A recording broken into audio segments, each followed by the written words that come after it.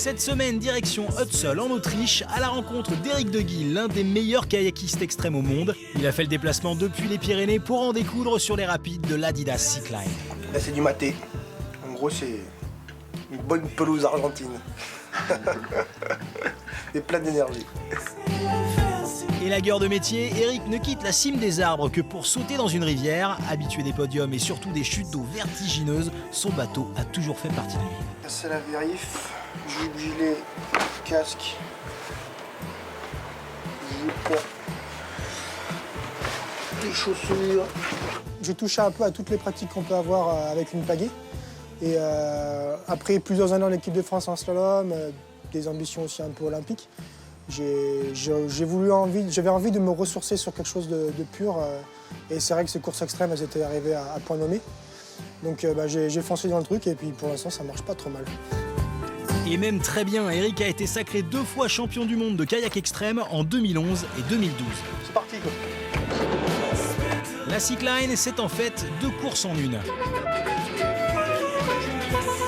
La partie basse de la rivière pour les qualifs.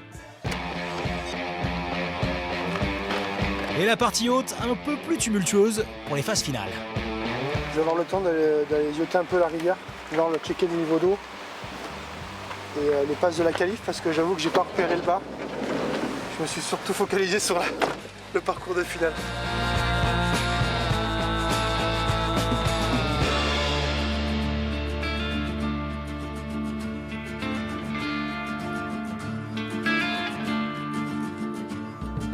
Bon, si on passe autant de temps à mater la rivière, c'est vraiment parce que là, on a un rapide qui pardonne rien.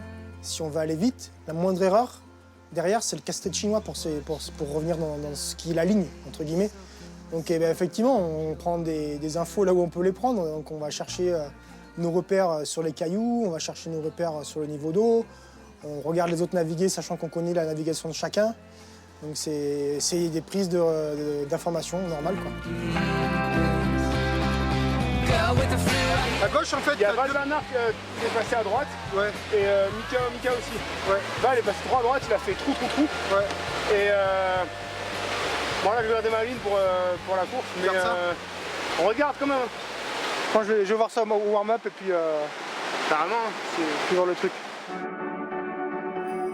Sa combinaison étanche a été réalisée spécialement pour lui, juste pour la couleur, un détail qui permet de le reconnaître en course.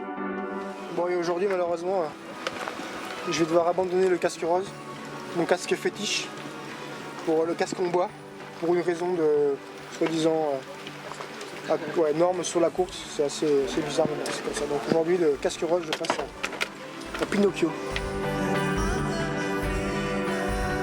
Avant les qualifs, il y a les warm-up, histoire de faire connaissance avec le niveau d'eau et de se chauffer les muscles. Et si pour certains l'exercice peut s'avérer légèrement périlleux, pour Éric, c'est du velours. Ce que je cherche au fond de moi-même dans ces courses de kayak extrême, c'est vraiment une cohésion avec la nature. Et puis là-dedans, en fait, il y a vraiment un partage un peu primaire avec mes collègues sur l'eau. Et c'est ça un peu, il y a une espèce de fratrie qui s'y fait. Et c'est ça que j'aime, c'est cette philosophie. La partie basse de la course commence fort dès le départ avec 2 belles marches et quand ça brasse, Éric, il aime ça.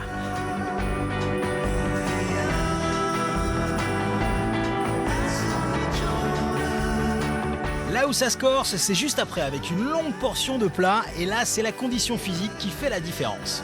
Là c'est plat. C'est une piste à niquer là. C'est atroce. J'ai les bras là.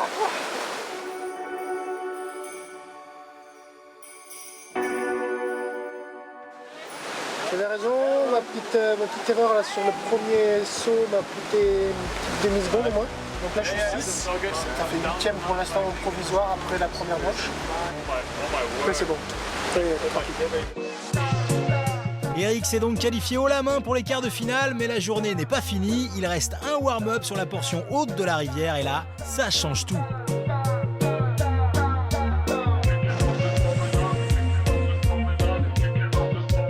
Numéro 6, on enlève le 9 et on garde le 6. Maintenant on attaque les choses sérieuses. Kicking up the stormy night, it does. Kicking up the stormy night. Malgré, même si le rapide aujourd'hui il est entre guillemets sécurisé, il y a plein d'endroits où tu peux aller te prendre un gros but, quoi. Faut quand même en être conscient. Moi, c'est la première année où j'arrive pas blessé sur ce rapide, parce que j'ai quand même eu voilà, quelques mésaventures à l'entraînement. Sur la course aujourd'hui, on a quelques gros favoris qui sont aussi blessés. Sur ce rapide, voilà, pendant l'entraînement, donc ça prouve quand même qu'il y a un gros engagement. C'est un rapide classe 5+, sachant que 6 c'est considéré infranchissable. Et ça marque tout simplement voilà, une course extrême. Sorti indemne de cet échauffement, a-t-il réussi à prendre ses marques pour la suite? Il y a quelques clés là que j'aimerais trouver d'ici demain avec le niveau d'eau qui va baisser. Et c'est pour ça qu'il ne faut pas en faire trop aujourd'hui, ça sert à rien, on va faire du jus maintenant. On coupe ce jour-là, on a pris des bonnes infos et demain il faut arriver à les faire mûrir, quoi.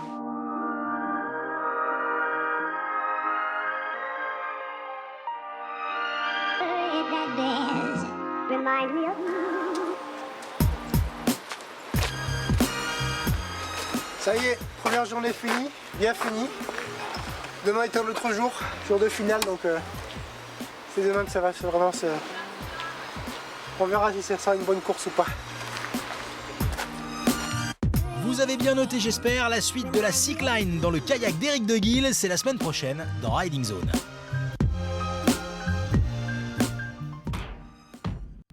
Dans le kayak extrême, il est rarement question de dopage et pour cause, prenez Eric, il préfère les substituts aux produits stupéfiants. Chose importante, jour de course, du chocolat. Celui-là, je connais ni l'héroïne ni la cocaïne, mais celui-là, ça va être pareil. Provision faite et force prise, les choses sérieuses vont pouvoir commencer, d'autant que ce matin, ça bouillonne, la rivière a pris du volume. Effectivement, aujourd'hui, le rapide du championnat du monde, c'est considéré comme un des plus dangereux de l'Europe. Et ce jour de la Cycline, c'est certainement le rapide le plus safe qui est au monde. Mais je pense que ça fait partie du jeu. Tu ne peux pas emmener des gens sur un championnat du monde en jouant la roulette comme ça. Chacun y va kamikaze. Dernier check-up avant de s'élancer pour les quarts de finale. Eric prend la température auprès des autres compétiteurs. Malgré la pluie battante, les spectateurs sont au rendez-vous. Les runs devraient donner du beau spectacle. Et c'est parti pour Eric. Il trouve d'ailleurs rapidement ses marques et reste sur sa ligne. Qualifié pour les demi, la matinée commence bien, à part peut-être en ce qui concerne la température extérieure. Mais là aussi, en compétiteur d'expérience, il a la solution. Après le thé, après de la kikounette, pour rester au chaud comme il faut. Et voilà, maintenant, j'ai pas froid. Dans 3 quarts d'heure là, il va y avoir la demi. J'ai fait un bon quart. Je trouve la solution là. Je commence à flipper là. Pour la première entrée de piscine, là, je dépose pas correctement. Et là, je vais rencontrer Moulmoul, Mathieu Dumoulin là, sur le demi. Duel franco-français pour les demi-finales. C'est dommage, mais il y a toujours une place de Lucky Loser à avoir. C'est-à-dire que les 2 meilleurs temps de ceux qui se sont fait éliminer dans les duels passent aussi en finale. Plus les vainqueurs des duels. On va espérer qu'on soit tous les deux dedans.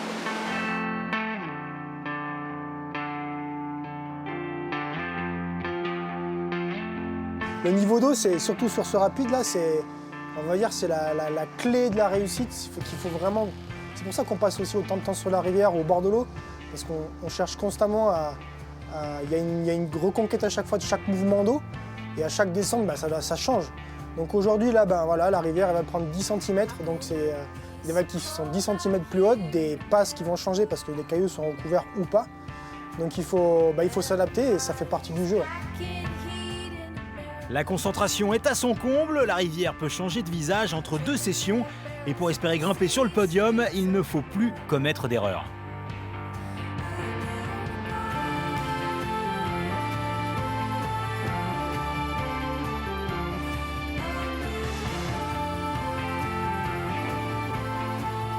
Égal à lui-même, Eric fait une descente solide sans perdre de temps. Il fait donc partie du top 15 et reste le seul Français en finale, après avoir sorti malheureusement son pote. Finale, ça y est. j'ai fait un bon temps là, j'ai fait une super demi. J'ai réussi à changer mes automatismes un peu là, donc on verra, hein, c'est la finale. Les mecs sont cramés comme tous et donc c'est certainement celui qui fera le moins d'erreurs qui sera devant.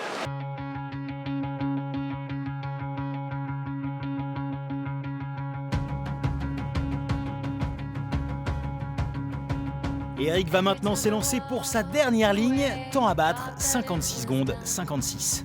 Every try made became the one I counted on. You knew me when I loved to lose and to lose again. Seems we're either giving up or giving in.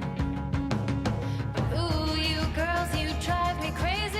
Il franchit la ligne d'arrivée à 1:04.55. Eric termine malheureusement 11e. Grosse déception pour le Français qui, malgré ses nombreux titres, n'a jamais remporté la Cycline. Oh, ben, j'ai fait un bon départ et je me suis écrasé dans le TNT Cataract. La clé vraiment du parcours. Derrière, j'étais cuit, j'ai pas pu revenir sur le projet et du coup, là, je suis dans les choux, quoi.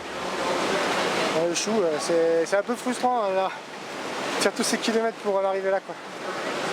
C'est la seule course qui me manque à mon palmarès et voilà, je passe encore à pas très loin, quoi. Qu'Eric se console, cette défaite ne devrait pas lui coûter trop de points. Prochaine étape, la Green Race aux États-Unis en novembre et en ligne de mire, une 3e victoire en Coupe du Monde. Eh ben, je pars aux États-Unis pour essayer de récupérer une 3e Coupe du Monde d'affilée sur la mythique Green Race. C'est considéré comme la course la plus dure du monde. La Villars-Brücke, tu as vu, ça fait 300 mètres. C'est intense, sauf que c'est comme ça la Green Race pendant 1,5 km. Alors ça te laisse voilà, un niveau physique, il faut être impardonnable, quoi.